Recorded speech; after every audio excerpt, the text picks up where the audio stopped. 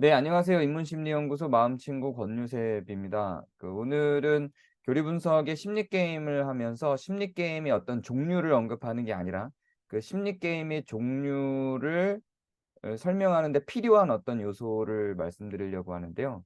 그건 통제와 계획의 차이입니다. 이 두 개가 좀 헷갈리는 경향들이 있어요. 그래서 통제를 이야기하는데 계획으로 착각하고 계획하면서 통제라고 오해하는 경우들이 있어서 심리 게임을 잘못 이해하는 그 분들이 질문하는 분들 중에 계시더라고요. 그래서 그 부분을 좀 정리를 해 드리면 그 교리 분석에 5개의 자아가 있죠. 통제적 자아, 양육적 자아, 어른 자아, 이성적 자아, 자유로운 자아, 수능적 자아가 있는데 이 이성적 자아, 어른 자아 속에 어떤 계획적인 속성이 들어가고요. 통제적 자아 속에 이제 통제가 들어가는데 이 두 개를 좀 헷갈려하는 거예요.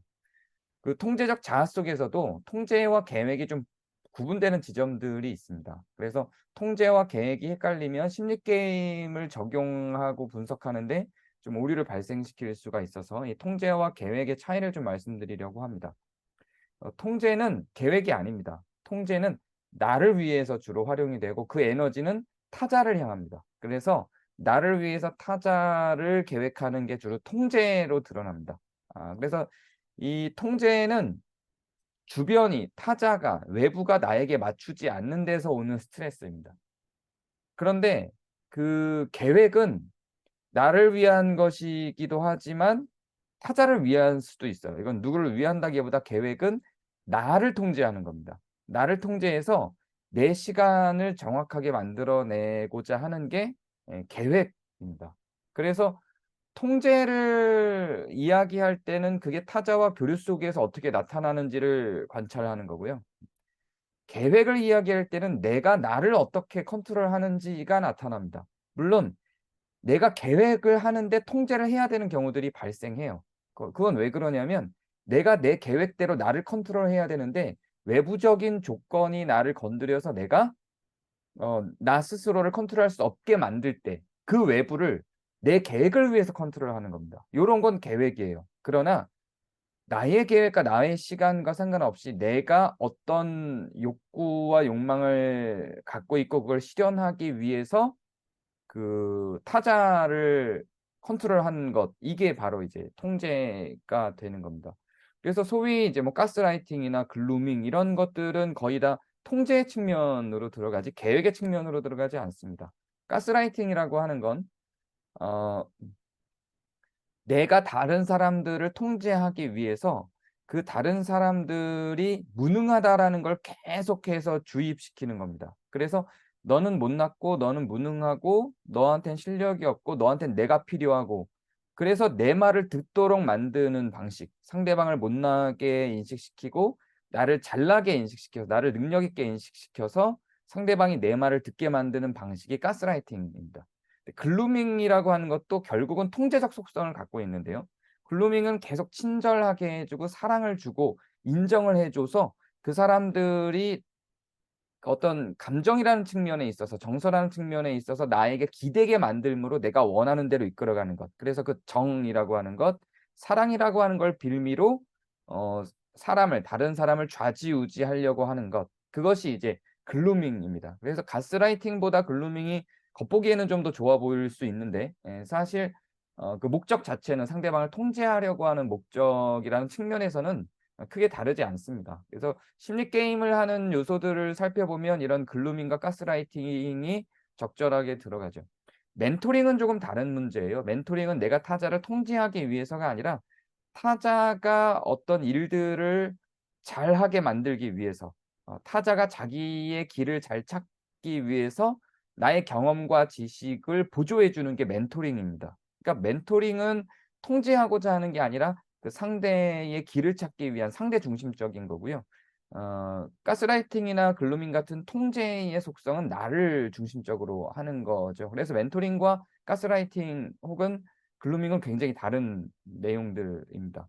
그래서 멘토링의 경우 진행을 할 때 그 가스라이팅이나 어떤 그런 글루밍하고 오해될 수 있는 부분은 그 멘토링을 받는 사람 그 멘티가 멘토를 닮아가게 될 때가 있어요. 근데 그런 거는 멘티의 선택인 거예요. 그거는 괜찮은 거죠. 그러나 가스라이팅이나 글루밍은 그 대상자의 선택이 아니라 그 그 가스라이팅을 하고 글루밍을 하는 사람의 의도대로 끌려오는 겁니다. 이 두 개는 얼핏 비슷해 보이지만 결과나 과정, 상대방의 마음의 기쁨, 정도, 행복감 이런 측면들에 있어서 굉장히 많이 다른 속성을 갖고 있습니다. 그래서 계획이라고 하는 거는 나를 옥죄는 방식으로 나를 통제하는 방식으로 간다면 이제 통제는 타자를 통제하는 방식으로 가요. 이 계획과 통제가 같이 있는 경우도 있죠. 그럴 경우에는 하나의 성격으로 그냥 이게 통합됩니다. 이런 경우는 차라리 괜찮아요. 나도 통제하고 타자 통제하면서 그 통제라는 측면, 계획이라는 측면이 하나로 통합돼서 그 사람의 성격으로 그냥 구조화되면 그거는 게임으로 가기보다 그냥 그 사람의 어떤 성격으로 유형화가 돼서 다른 사람들도 '아 저 사람은 저런 사람이야.'라고 이해하고 거기에 대응할 수 있게 돼요. 일괄적이 된다는 거죠. 이런 것도 스스로를 고통스럽게 만들고 타자도 힘들게 만드는 요소가 있지만 나름의 성취를 만들고 성과를 낼 수 있어요. 교류 분석의 5개의 자아 중에 통제적 자아가 건강하게 활용될 때는 이런 경우에요. 타자만 통제하는 게 아니라 나도 통제해서 그 계획이라는 것과 통제라는 것이 그냥 맞물려 돌아가게 될 경우는 이게 어떤 긍정적 요소로 활용되고 이 통제적 자아가 이렇게 통합적으로 계획과 통제가 같이 통합됐을 때는 이 통제적 자아를 갖고 있는 사람이 사업을 하거나 어떤 일을 추진할 때 굉장히 그 일들을 잘 추진하게 될 수 있죠. 그런데 계획은 없고 통제만 하는 사람은 자기는 자유분방한데 다른 사람들을 통제하는 방식으로 일들을 끌어가려고 하거든요. 이거는 주변 사람들을 굉장히 많이 고통스럽게 만들죠. 다른 사람들을 자기 멋대로 끌고 오면서 자기는 그 계획되지 않고 통제되지 않은 상태로 자기는 완전히 또 자유로워 버리는 거예요. 그런데 통제는 못하고 계획만 하는 사람들은 나 혼자 계속 주구장창 계획하고 내가 그걸 다 떠안게 될 가능성이 높죠. 다른 사람들을 통제할 수 있는 능력이 없으니까요.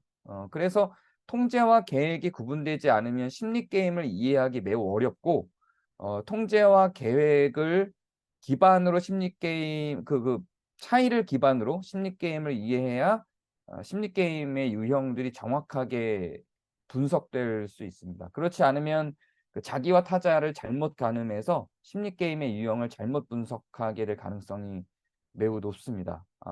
어떤 그 공동체 어떤 조직이 있을 때 그 조직이 갖고 있는 규칙과 그 조직 속에서 타자들과 함께 공유하면서 코워커들과 동료들과 함께 일을 하면서 어떤 계획이 만들어졌을 거고 그 조직이 갖고 있는 계획이 있을 거고 그 계획에 뭔가 맞춰서 돌아갈 때 통제와 계획을 둘 다 갖고 있는 사람은 그 계획을 유연성 있게 오히려 그 계획에 맞춰서 자기와 타자를 잘 조율하고 통제하면서 갖고 갈 수 있습니다.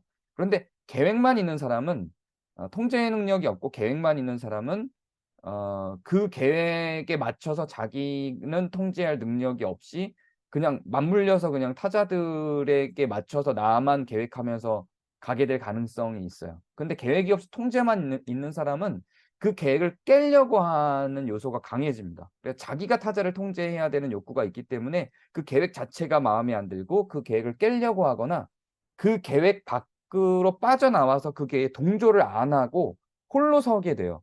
근데 이 사람은 이 계획 가운데 하나 있고 구성원이기 때문에 필요하거든요. 그래서 다른 사람들이 그 사람에게 뭔가를 요청하고 물어보게 만드는 방식으로 이 조직이 갖고 있는 계획과 구성을 뒤흔들려고 하는 시도를 하게 됩니다. 요게 이제 계획이 없이 통제만 있는 사람들이 하는 방식이고 계획이 없이 통제만 하는 사람들이 이런 결과로 계획 없이 통제만 하는 사람이 주로 심리 게임으로 빠져들 가능성이 굉장히 높아지는 겁니다.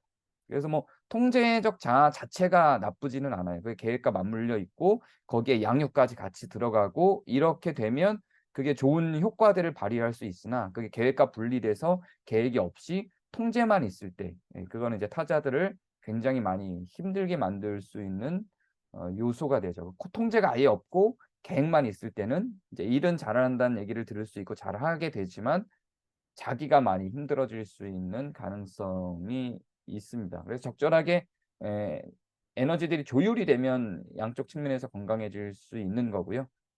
그게 어느 한쪽으로 치우치면 어떤 또 고통을 유발시키죠.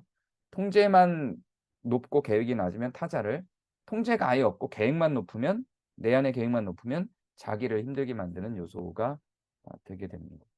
이제 오늘은 교류 분석의 심리 게임 부분이었지만 심리 게임이 한 유형이 아니라 심리 게임을 이해하는 데 중요한 소스로서 작동하는 통제와 계획의 차이에 대해서 나눠봤습니다. 오늘은 여기까지 하겠습니다. 감사합니다.